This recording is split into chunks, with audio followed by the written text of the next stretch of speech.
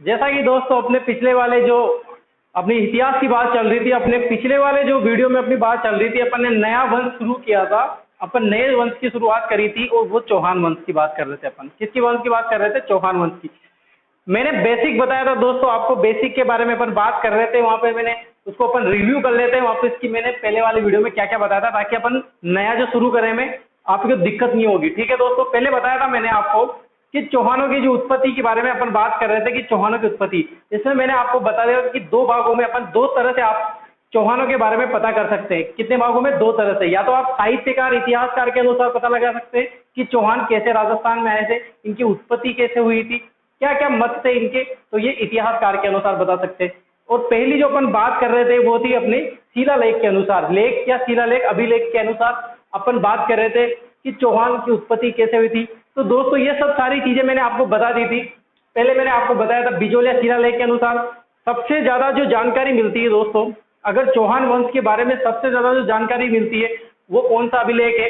बिजोलिया का शिलालेख है। मैंने सारे बताया था आपको, कब मिला था, क्या मिला था। 1190-70 में मिला था। कहाँ पर मिला था? बिजोलिया, जो वर्तमान में भीलवाड़ा डिस्ट्रिक्ट में स्थित है, वहां पर है। गुणभद्र जो है वो इसका लेखक है, रचयिता है। कौन है दोस्तों? गुणभद्र है।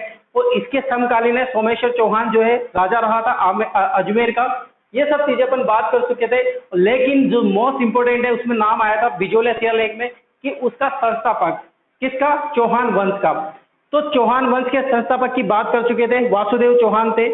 ये सब किस में मिलती है? बिजोलिया शिलालेख में। और वहीं पर जानकारी मिलती है जो इनका मूल स्थान रहा था बिजोलिया शिलालेख के अनुसार, वो रहा था आई छत्रपुर नागौर में, जो इसकी राजधानी बनाई थी। और सपादलक सांबर वर्तमान नाम है। सपादलक बोलो, साकंबरी बोलो और सपादलक बोलो।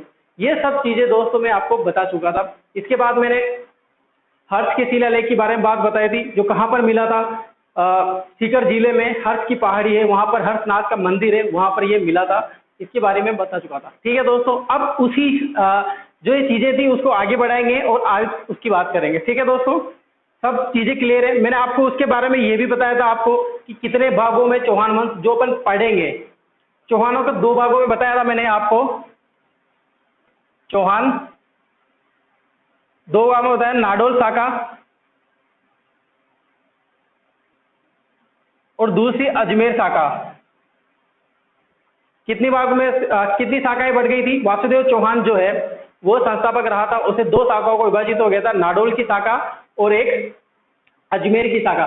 दोस्तों एक चीज ध्यान रखना है यहाँ पर, जब अपन अभिलेख पढ़ेंगे, लेख पढ़ेंगे, तो वहां पर डिटेल से बात करेंगे। लेकिन जैसे नाडोल नाम है और अजमेर नाम है, तो बिजोलिया शिलालेख में बहुत सारे नामों के प्राचीन नाम बताए गए हैं उसके। जैसे नाडोल की बात करें तो इसका प्राचीन नाम जो मिलता है वो नड्डल मिलता है, और अजमेर का जो मिलता है वो अजमेरू मिलता है। ऐसे बीन माल का क्या मिलता है? श्रीमान मिलता है। ये सब चीजें, दिल्ली का भी मिलता है उसमें, दिल्ली का मिलता है। तो दोस्तों ये सब चीजें बिजोलिया शिलालेख में मिलती है। मैं आपको बताऊं जो सबसे ज्यादा इतिहास के बारे में जानकारी देता है ना, तो वो है बिजोलिया का शिलालेख। ठीक है दोस्तों, ये बातें हो चुकी थी। अब अभिलेख और आगे बढ़ाते हैं, उसके बाद देखेंगे। देखो, अब आज बात करते हैं, अभिलेख के आगे बढ़ाएंगे। दो अभिलेख के बारे में बात कर चुके थे। अपन पढ़ रहे हैं चौहान वंश। कौन सा वंश पढ़ रहे हैं दोस्तों? चौहान वंश। एक एक चीजें यहीं पर याद करेंगे। इसके बाद तीसरा जो है, थर्ड नंबर की बात करेंगे, वो आएगा। देखो फर्स्ट और सेकंड के अनुसार मैं बता गया था, फर्स्ट और सेकंड के अनुसार। फर्स्ट के अनुसार चौहान क्या थे? फर्स्ट के अनुसार तो चौहान क्या थे? अग्निवंशी थे, यानी वत्स गोत्री, ब्राह्मण थे। इसके बाद सेकंड जो है वो मैं बता गया था, हर्ष का शिलालेख।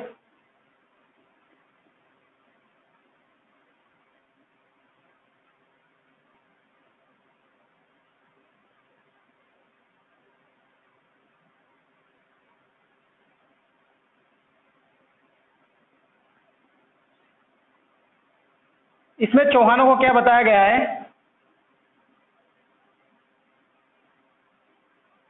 सूर्यवंशी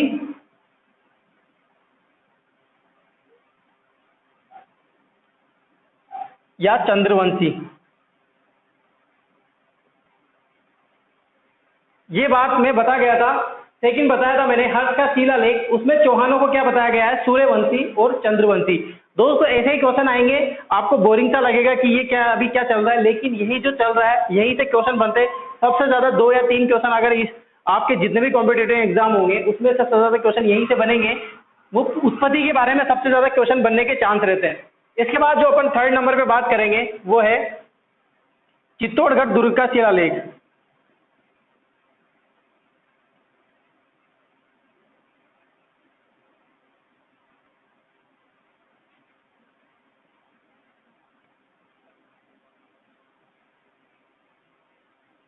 कौन से शिलालेख की बात करेंगे दोस्तों, चित्तौड़गढ़ दुर्ग के शिलालेख। कहां से मिला था ये, तो ये याद रखना आप, चित्तौड़गढ़ दुर्ग से प्राप्त हुआ था। इसमें चौहानों को, किसमें, इस लेख में,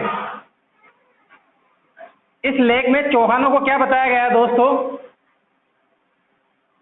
सूर्यवंशी या चंद्रवंशी। यानी कि इस लेख के अनुसार भी चौहानों को क्या बताया गया दोस्तों, सूर्यवंशी या चंद्रवंशी। यानी कि या तो सूर्यवंशी थे ये या चंद्रवंशी थे। ठीक है दोस्तों, यानी कि इन दोनों अभिलेख के अनुसार नोट लगाएंगे अपन यहां पर, याद रखना आप इसको। 2 अभिलेख थे, कौन कौन थे, हर्ष के शिलालेख, हर्ष का अभिलेख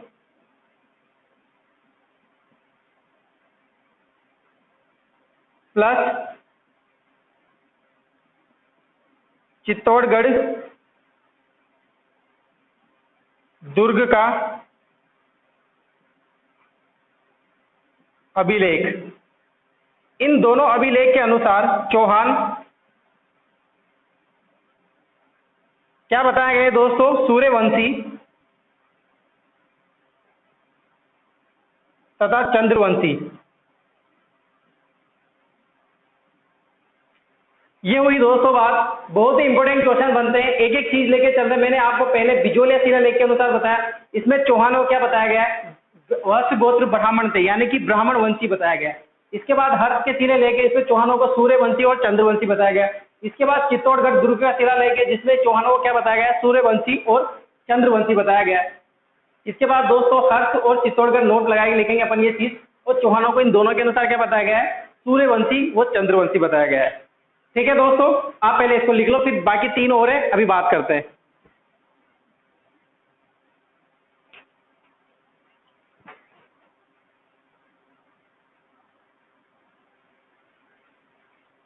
लिख लिया दोस्तों।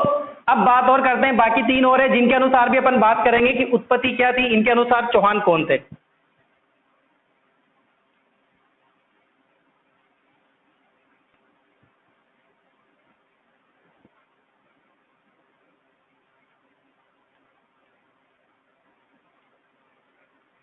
देखो 4th नंबर का है हाथी का अभिलेख।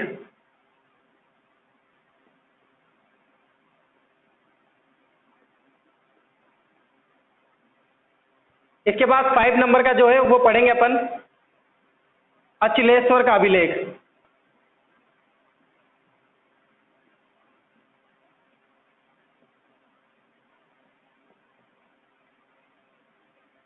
और 6 नंबर पे आएगा, वो इंपॉर्टेंट है, इसमें से क्वेश्चन आएगा, वो है बदेला।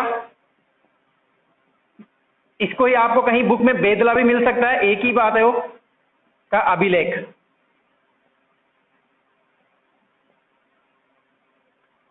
कितने अभिलेख की बात करेंगे दोस्तों, एक साथ 3 अभिलेख की बात करेंगे। मैंने पहले अभिलेख की बात करी, हाथी का अभिलेख, इसके बाद अचलेश्वर का अभिलेख, और इसके बाद बदेला का अभिलेख। अब बात करते हैं इसकी हाथी के अभिलेख के अनुसार। इसमें चौहानों को क्या बताया गया है, चौहानों को बताया गया है इसमें चंद्रवंशी। क्या बताया गया है दोस्तों, चौहानों को चंद्रवंशी बताया गया है हाथी के अभिलेख में। इसके बाद अचलेश्वर की बात करें, अचलेश्वर में चौहानों को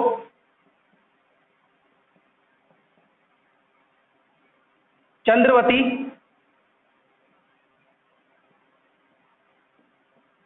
चंद्रवती या चंद्रवंशी, इनके अनुसार भी चंद्रवती या चंद्रवंशी बताया गया है। कौन से अभिलेख के अनुसार? अचलेश्वर अभिलेख के अनुसार। कहां पर मिला था दोस्तों? ये अचलेश्वर मंदिर में, जो माउंट आबू पर स्थित है। कहां पर है अभिलेख? माउंट आबू पर जो एक मंदिर है, अचलेश्वर महादेव का मंदिर स्थित है, उस मंदिर से प्राप्त हुआ था अचलेश्वर का शिलालेख। उस अभिलेख में चौहानों के बारे में जानकारी मिलती है और उस जानकारी के अनुसार बताया गया है कि जो चौहान थे वो कौन थे? चंद्रवंशी थे। अब बात करते हैं दोस्तों किसकी? बदेला या बेदला का अभिलेख। ठीक है दोस्तों, इस अभिलेख के अनुसार चौहान सूर्यवंशी थे।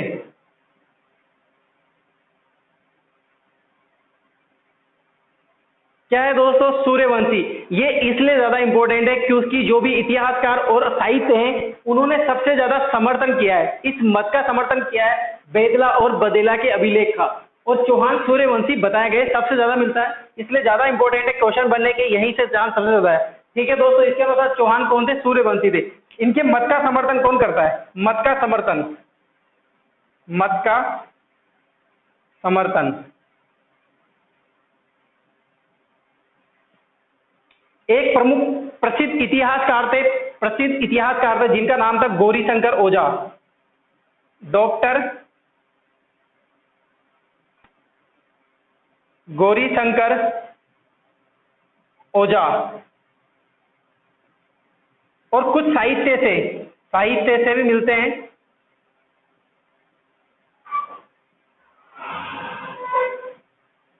कुछ साहित्य के अनुसार भी जो बदेला और बेदला का अभिलेख है उनका समर्थन करते हैं।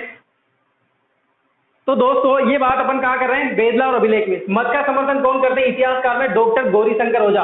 यानी कि समर्थन का मतलब ये होता है दोस्तों कि अब सेटिस्फाई कौन है? गौरीशंकर ओझा है। इन्होंने पढ़ा है, गौरीशंकर ओझा ने, कौन सा अभिलेख? बेदला का अभिलेख, और ये संतुष्ट हुए थे कि हाँ चौहान जो है सूर्यवंशी थे।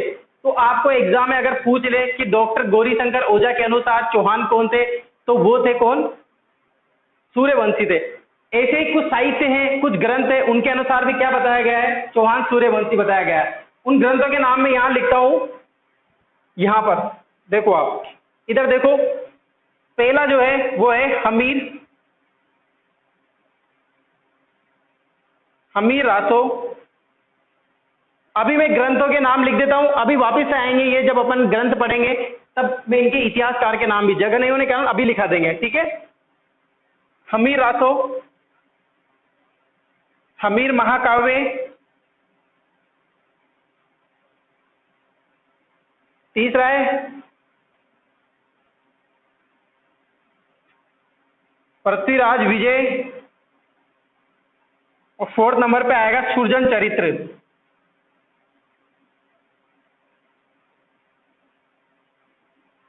ये ग्रंथ है दोस्तों, इसके अनुसार भी चौहान जो है वो क्या बताए गए? सूर्यवंशी बताए गए। अब दोस्तों ये होती है किसकी बात? चौहान वंश की बात, उत्पत्ति की बात। मैंने आपको दो चीजें बताई, या तो अपन अभिलेख से, शिलालेख से पता करेंगे कि चौहान कौन थे, इनके मत क्या क्या थे सबके, ये अपन ने पहला वाला पढ़ा। अब सेकंड पार्ट जो आएगा वो आएगा अपने इतिहासकार के नाम या फिर ग्रंथों से पता चलेगा कि इनके क्या क्या मत थे। तो ये पहला कंप्लीट होता है दोस्तों। हंसी का शिलालेख के अनुसार चौहान कौन थे? चंद्रवंशी थे। अचलेश्वर से अभिलेख के अनुसार चौहान कौन थे? चंद्रवंशी या चंद्रवंशी थे। ठीक है, बदेला या बेदला के अभिलेख के अनुसार चौहान कौन थे? सूर्यवंशी थे। इनके मत का समर्थन कौन कौन करते हैं? तो डॉक्टर गौरीशंकर ओझा करते हैं, और हमीर रासो, हमीर महाकाव्य, पृथ्वीराज विजय और सुरजन चरित्र के अनुसार। ठीक है दोस्तों, पहले आप इसको लिख लीजिए।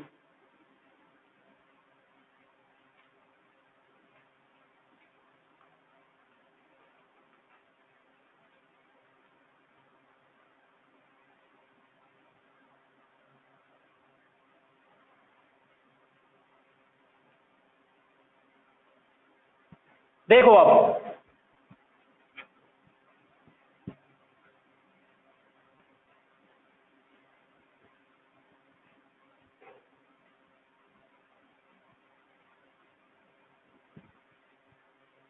सेकंड जो बात पढ़ेंगे वो अपन है प्रमुख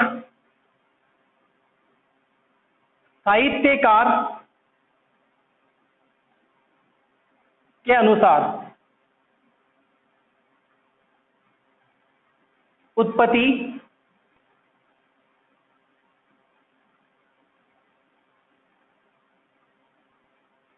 के सिद्धांत।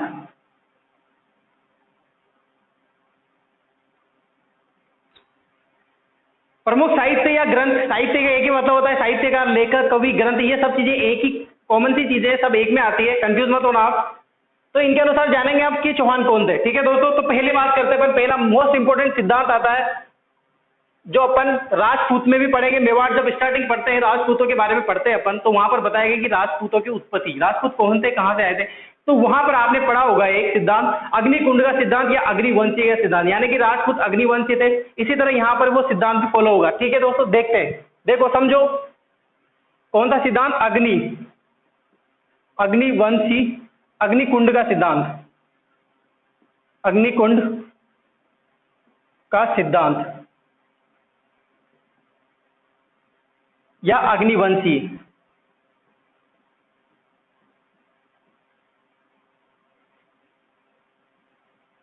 ठीक है दोस्तों, ये इसको अपन पढ़ेंगे। देखो आपको पता होगा किसके अनुसार था ये सिद्धांत। पहली बात तो यही आती है कि किसके अनुसार ये सिद्धांत किसने दिया था और इसके मत का समर्थन कौन करते। देखो एक लेखक थे, उनका नाम लिखेंगे अपन, लेखक या कवि। उनका नाम था दोस्तों चंद्र बरदाई।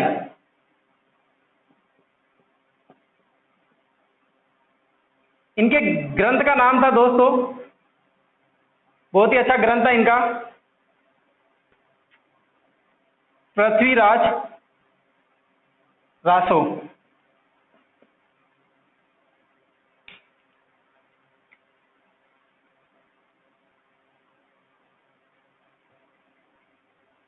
इनका ग्रंथ था एक पृथ्वीराज रासो। किसने लिखा था दोस्तों, ये चंद्र बरदाई ने लिखा था। लेखक कवि चंद्र बरदाई थे। कौन थे दोस्तों, इसके मित्र थे ये पृथ्वीराज रासो। जब लिखा था पृथ्वीराज तृतीय के समय के समकालीन थे ये चंद्र बरदाई, इनका दरबारी था, मित्र था, घनिष्ठ सामंत था, इसका कुछ भी कहो आप, लेकिन इसका घनिष्ठ था। ठीक है दोस्तों, अब पृथ्वीराज रासो लिख रहा था ये उस टाइम, लेकिन पूर्ण नहीं होता क्योंकि इनकी मृत्यु हो जाती है। तो इसके एक पुत्र रहते हैं, इनके चंद्र बरदाई के।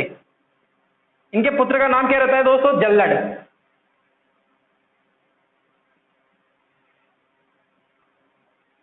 जल्लड़ ने ही ये ग्रंथ पूर्ण किया था।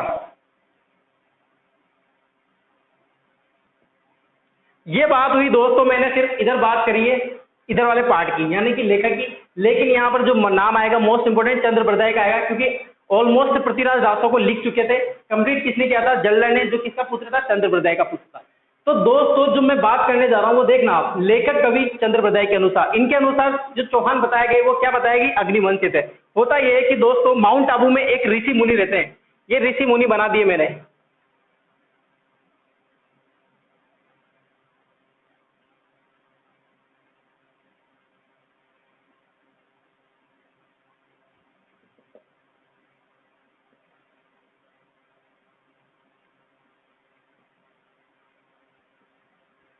ये ऋषि मुनि बना दिए दोस्तों, अच्छे बन गए ना, ठीक है ना।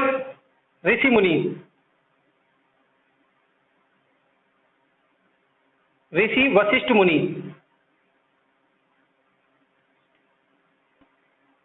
ये यहाँ पर अग्नि यज्ञ कर रहे थे। कहां पर, माउंट आबू पर बैठ के अग्नि यज्ञ कर रहे थे। क्यों कर रहे थे, क्योंकि यहाँ पर राक्षसों का बहुत बड़ा जो जाल है वो फैला हुआ था और बहुत परेशान कर रहे थे मुनियों को। तो इनसे परेशान थे कौन, ऋषि जी। तो इन्होंने यज्ञ किया अग्नि यज्ञ। कौन सा यज्ञ दोस्तों, अग्नि यज्ञ। मैं बना देता हूं अग्नि यज्ञ कैसा बनता है, देखो आप। इन्होंने क्या करा, यज्ञ किया। ये इनके हवन की सामग्री थी, जहां से ये डालेंगे और ये अपना यज्ञ बन गया।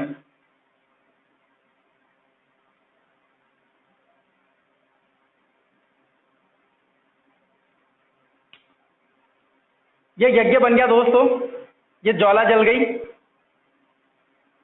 ठीक है दोस्तों, ये यज्ञ बन गया और यहाँ पर ये हवन डाल रहे, सामग्री डालते रहते हैं और अग्नि। अब जैसे ये यज्ञ कर रहे थे, अग्नि यज्ञ, मैं लिख देता हूं यहाँ पर अग्नि यज्ञ, आपको अच्छे से समझ में आ जाएगा। अपन इस तरह से पढ़ेंगे ना तो आपको जल्दी याद होगा, नहीं तो आप कंफ्यूज रहेंगे कि अग्निवंश थे। अब मैंने ये बना दिया तो आपके दिमाग में सेट हो जाना चाहिए।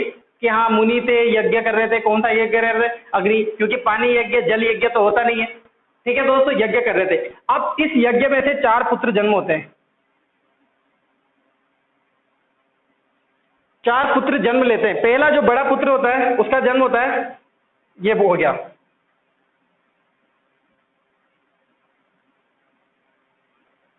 फिर एक और होता है सेकंड नंबर का छोटा पुत्र, ये थोड़ा छोटा बना देता हूं। फिर थर्ड नंबर का और ज्यादा छोटा, फोर्थ नंबर का और भी ज्यादा छोटा।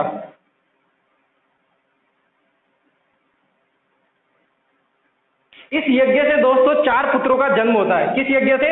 इस अग्नि यज्ञ से। 1, ये 2, ये 3 और ये 4, जिसमें से प्रथम रहता है प्रतिहार,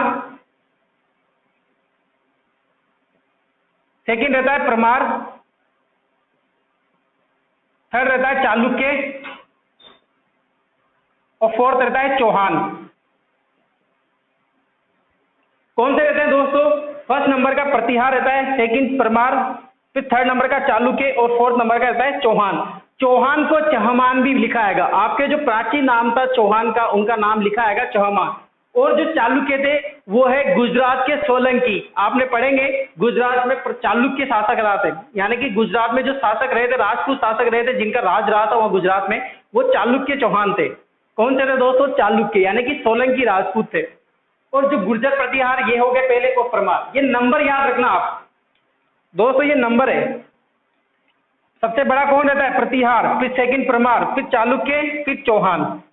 जो फोर्थ नंबर के जन्म लेते हैं उनकी अपन बात करेंगे चौहान, जो अपन पढ़ रहे हैं चौहान वंश। इन 4 पुत्रों का जन्म होता है किनके अनुसार? चंद्रप्रदाय के अनुसार। ठीक है दोस्तों, प्रतिहार, प्रमार, चालुक्य, चौहान। ठीक है दोस्तों, दिमाग में बैठ गया होगा आपको। ये चित्र डायग्राम मैंने बनाया जिस अनुसार आपको दिमाग में लगा होगा कि 4 पुत्रों का जन्म होता है, इनके अनुसार लगता है कि अग्निवंश थे। ठीक है दोस्तों, इनके मत का समर्थन कौन कौन करते हैं? देखो यहीं पर देखो, मत का समर्थन, इनके मत का, यहीं पर लिख देता हूं, मत का समर्थन।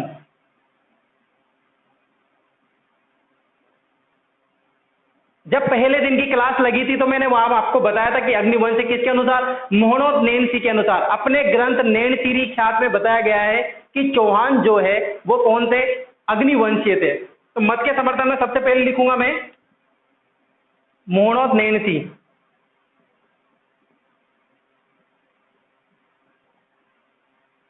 और सेकंड नंबर पे आएगा सूर्यमल मिश्रण।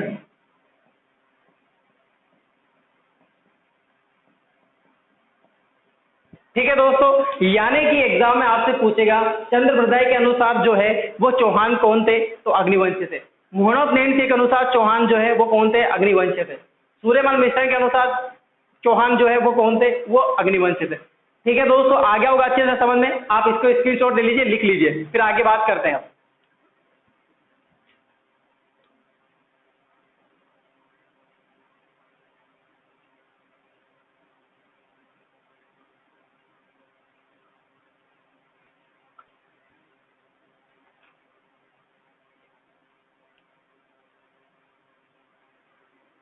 मिटा दो दोस्तों,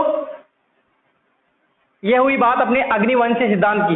अब बात करते हैं अपन सूर्यवंशी सिद्धांत की। टॉपिक डालो आप, सूर्यवंशी सिद्धांत।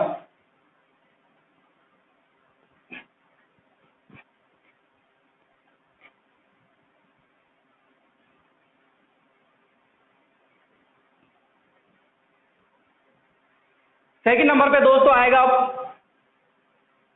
सूर्यवंशी का सिद्धांत। कौन सा सिद्धांत? सूर्यवंशी का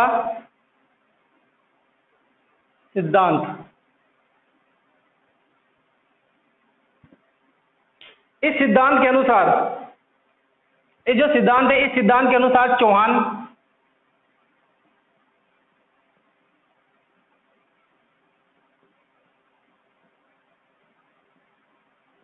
सूर्यवंशी थे। ठीक है दोस्तों, इस सिद्धांत के अनुसार चौहान कौन थे? सूर्यवंशी थे। इनके मत का समर्थन कौन कौन करते हैं? देखो मत का समर्थन,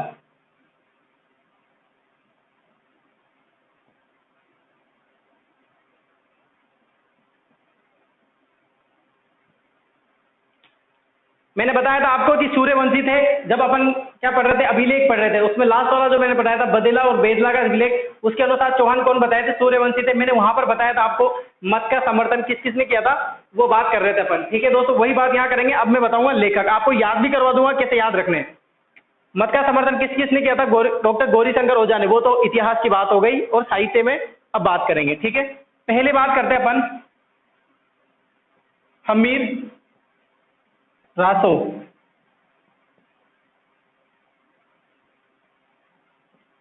किसने लिखा था दोस्तों हमीर रासो? अब देखना याद कैसे करेंगे, ये लिखा था जोधराज ने,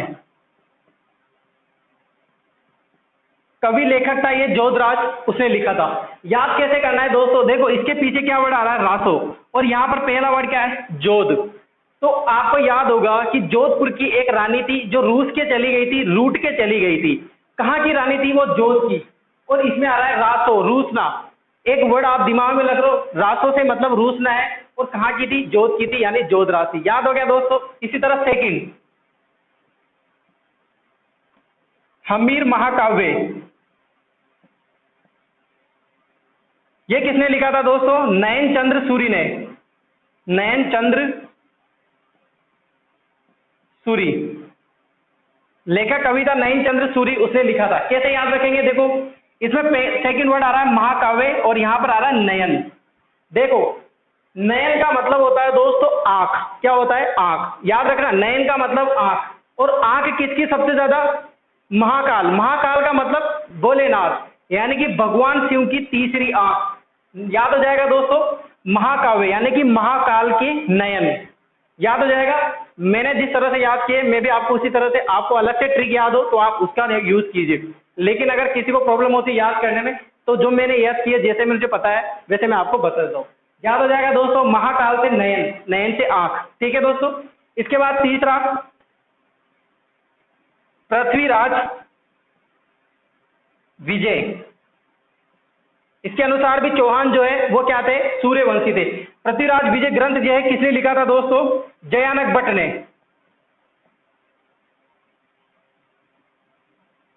वो पृथ्वीराज रासो अलग है जो चंद्रप्रदाय ने लिखा था, जिसकी बात अपन पहले कर चुके हैं। ये जयानक, पृथ्वीराज विजय अलग है। ये कौन से लेखक कवि ने लिखा था, जयानक भट्ट ने। इसको कैसे याद करेंगे, देखो आपको पीछे का जय याद रखना है, जय से जयानक भट्ट, यानी कि इसमें पीछे क्या आ रहा है, जय आ रहा है। पीछे क्या आ रहा है दोस्तों, इसमें जय आ रहा है, और आगे क्या आ रहा है इसमें, जयानक भट्ट, यानी कि ये तो नाम कॉमन ही हो गए। जय से जयानक भट्ट, महाकाल से नयन आंख, और रासो से रूस के गई कहा, जोधपुर की रानी। ठीक है दोस्तों, चौथे नंबर का जो है वो इससे भी ज्यादा सिंपल है, सुरजन चरित्र के अनुसार, सुरजन चरित्र के अनुसार। ये किसने लिखा था, इसका नाम आएगा चंद्रशेखर ने। किसने लिखा था दोस्तों, चंद्रशेखर ने। यह ग्रंथ किसने लिखा था दोस्तों, चंद्रशेखर ने। अब च से याद रखना आप, कौन से च से, इस च से, ये च और ये च, ये र और ये र, चंद्रशेखर, चरित्र से चंद्रशेखर। ठीक है दोस्तों, याद हो जाएंगे इस तरह से। यानी कि इनके मत का समर्थन वो आपसे मिलान करके भी पूछ सकता है कि ये किसने लिखा था। बहुत सारे क्वेश्चन बनते हैं, इनमें से किसने नहीं लिखा था, किसका मत नहीं था, ये सब चीजें पूछ सकते हैं। कौन सा, सूर्यवंशी का सिद्धांत। ठीक है दोस्तों, स्क्रीनशॉट ले लो पहले इसका।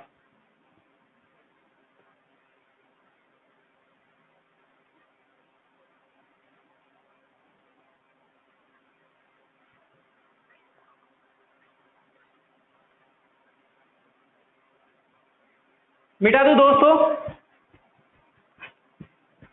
अब लास्ट सिद्धांत आएगा, उसकी बात करते हैं।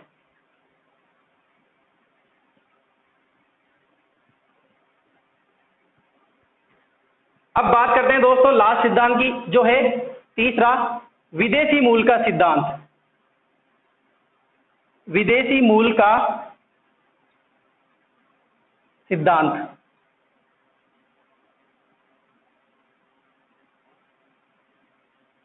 देखो नाम से ही पता चल रहा है, विदेशी मूल, यानी कि चौहान इसके अनुसार कौन थे, विदेशी से, बाहर से आए थे, आउट ऑफ इंडिया से। जो भी अपना इंडिया है, भारत है, हिंदुस्तान है, उसके बाहर से आए थे कौन, चौहान। विदेशी मूल का सिद्धांत, तो इसके जो समर्थन होंगे वो भी विदेशी जैसे होंगे। तो अगर मैं सबसे पहले आपके माइंड में डालूं कि विदेशी का कौन सबसे ज्यादा समर्थन करता है, तो सबसे पहले नाम आता है कर्नल जेम्स टोड का, क्योंकि ये आया था यहाँ पर। तो कौन आएगा दोस्तों? कर्नल जेम्स टोड के अनुसार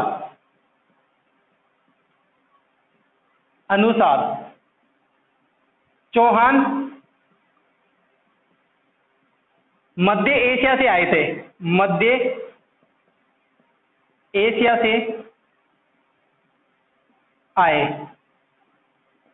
कहां से आए? मध्य एशिया से आए। इनके मत का समर्थन कौन करता है उसकी बात करते हैं। अब मत का समर्थन भी इनके जैसे ही करेंगे, अंग्रेजों जैसे ही। तो देखो मत का समर्थन कौन करेगा? अंग्रेज जैसे।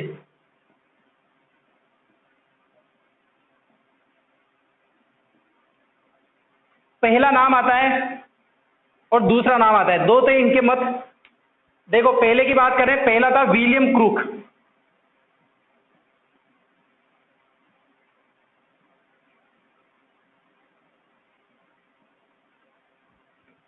विदेशी मूल का समर्थन कौन करते हैं? Colonel James Tod. ये तो नाम याद रह जाएगा आपको। और विलियम क्रूक का नाम वी से याद रखना। किससे याद रखोगे? विदेशी विलियम, विदेशी विलियम। और दूसरा भी है, ये भी है वी ए स्मिथ। इनका पूरा नाम की बात करें तो विल्सन ऑर्थर स्मिथ।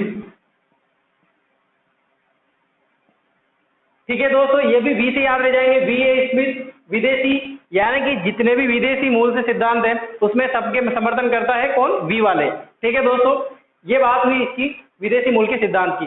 अब दोस्तों इसमें मोस्ट इंपोर्टेंट नोट लगाना आप। यहां पर अपन नोट लगाएंगे, एक चीज बताएंगे जो अभिलेख की है। देखो चौहानों को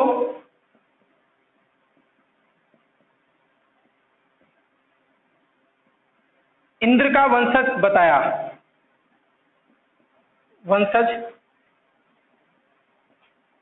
बताया किसके अनुसार बताया दोस्तों? तो ये आएगा रायपुर के सेवाड़ी। कहां पड़ता है ये? पाली में, अभिलेख में। रायपुर के सेवाड़ी अभिलेख में बताया गया है कि चौहान जो है वो कौन है? इंद्र के वंशज है, यानी कि इंद्र के वंश बताए गए हैं चौहानों को। कौन से अभिलेख में दोस्तों? तो यह आएगा रायपुर के सेवाड़ी अभिलेख में। ठीक है दोस्तों, ये बात हुई इसकी उत्पत्ति की, जो कंप्लीटली ऑलमोस्ट कंप्लीट हो चुका है। इनके अनुसार कोई भी अभिलेख और कोई भी साहित्यकार नहीं बचा है। फिर भी ये जो इंपॉर्टेंट सबसे ज्यादा जिनमें से क्वेश्चन आते हैं, वेरी वेरी इंपॉर्टेंट है दोस्तों। ये जो मैं वीडियो बता रहा हूँ, पहला वाला वीडियो, सेकंड वाला वीडियो, इन वीडियो में से ऑल कंपटीशन एग्जाम में, आरएस का एग्जाम हो चाहे, या फिर नीचे से नीचा हो, रेट का हो, कांस्टेबल का हो, पटवार का हो, कोई सा भी हो, लेकिन इनमें से 2 या 3 क्वेश्चन आने की संभावना सर्वाधिक रहती है। ठीक है दोस्तों, इसका आप स्क्रीनशॉट ले लीजिए। एक चीज और बतानी, फिर अपन खत्म करेंगे इसको।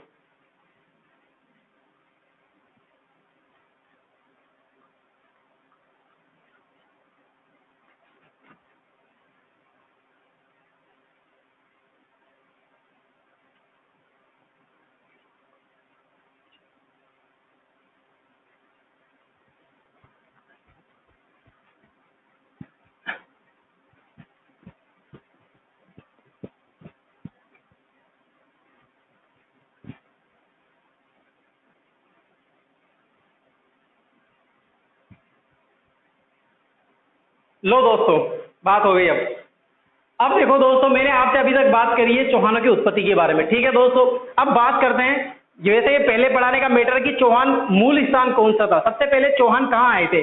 उत्पत्ति की बात हो गई, अब इनके मूल स्थान की बात करते हैं। यानी कि चौहानों का मूल स्थान या प्रारंभिक स्थान।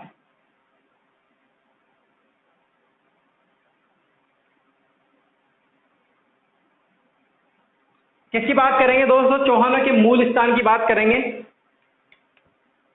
इसके मूल स्थान की, किसकी? चौहानों के मूल स्थान की बात करेंगे। देखो दोस्तों, कहां पर आए? राजस्थान में। कहां पर आए? राजस्थान में। तो अपन किन की बात करेंगे? राजस्थान की बात करेंगे।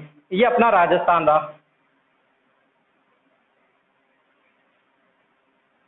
ठीक है दोस्तों, ये अपना राजस्थान रहा। इसमें एक क्षेत्र पड़ता है दोस्तों, जांगल प्रदेश। कौन सा क्षेत्र? जांगल प्रदेश, ये है जांगल प्रदेश। कौन सा है दोस्तों? जांगल प्रदेश।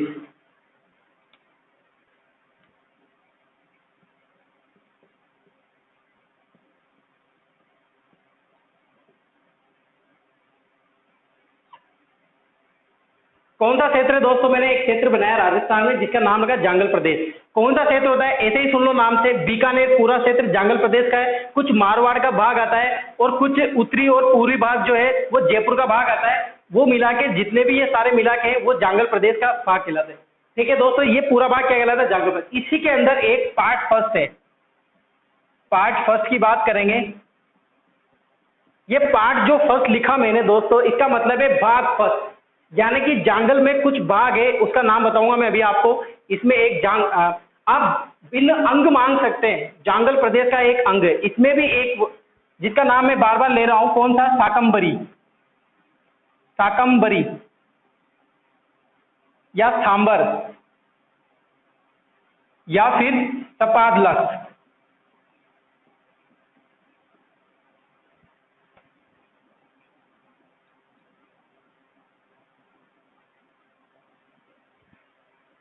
पार्ट फर्स्ट का मतलब बताया मैंने। जांगल प्रदेश में एक स्थान है जिसका नाम है शाकंभरी, प्राचीन नाम था सांबर और सपादलक। सपादलक में बताया यहाँ पर 1.25 लाख जनसंख्या निवास करती थी, इसीलिए इसका नाम सपादलक पड़ा। शाकंभरी माता का निर्माण करवाया था वासुदेव चौहान ने, इसीलिए शाकंभरी पड़ा। और सांबर जो है प्राचीन नाम था जब जांगल प्रदेश था। ठीक है दोस्तों, यानी कि जो चौहान थे वो शाकंभरी, सांबर, सपादलक में थे। किसके अनुसार? किसके अनुसार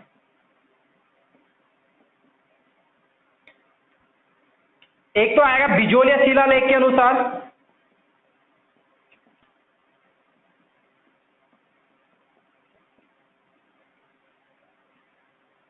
तथा हमीर महाकाव्य के अनुसार।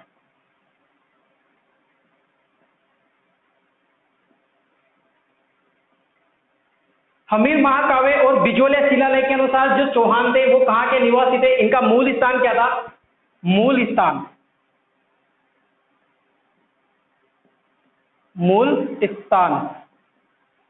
कहाँ था? शाकंभरी, सांबर या सपादलक था। ठीक है दोस्तों, इस तरह से याद हो जाएगा आपको। शॉर्ट में बता रहा हूं लिखाने के लिए, क्योंकि मैथ से बताएंगे तो पता हो जाएगा। ठीक है दोस्तों, अब यहां पर बात करते हैं जांगल प्रदेश में पार्ट सेकंड की। पार्ट 2, जांगल प्रदेश के पार्ट 2 की बात इधर करेंगे। देखो ये मैंने रो बना दिया, इधर यहां से आया चल के, इस तरह से आऊं मैं चल के, यहां पर देख रहे होंगे ना आप किस तरह से, इस तरह से चल के मैं यहां पर आया और मैंने पार्ट 2 लिख दिया। आप भी इस तरह से आ जाना। ठीक है दोस्तों, पार्ट 2 में बताया एक स्थान का नाम पड़ता है, यानी कि पार्ट 2 पार्ट फर्स्ट। इसका मतलब मैं बार बार बता रहा हूं कि जांगल प्रदेश में एक स्थान था शाकंभरी, सांबर, और अभी सेकंड पार्ट में बताएंगे इस तरह से इसका अंग है, उसका नाम है अहिछत्रपुर। अहिछत्र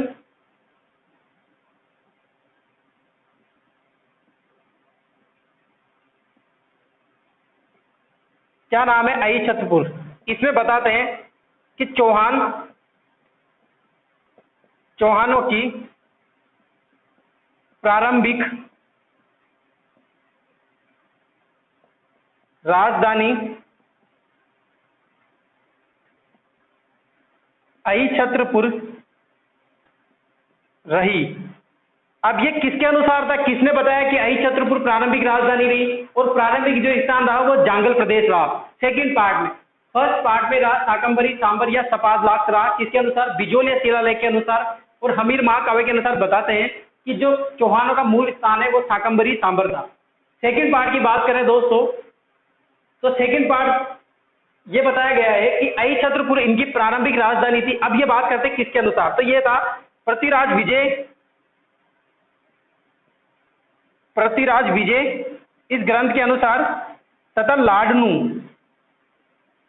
लाडनू लेख के अनुसार।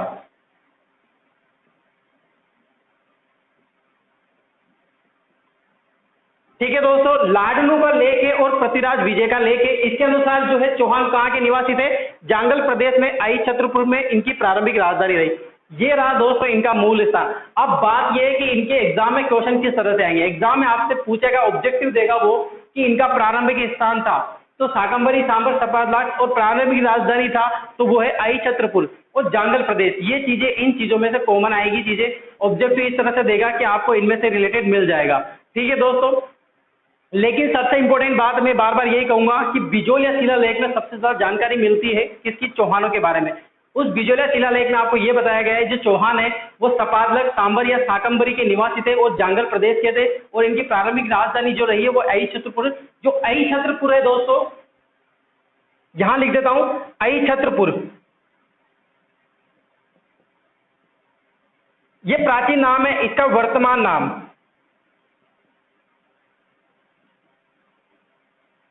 क्या है, नागौर।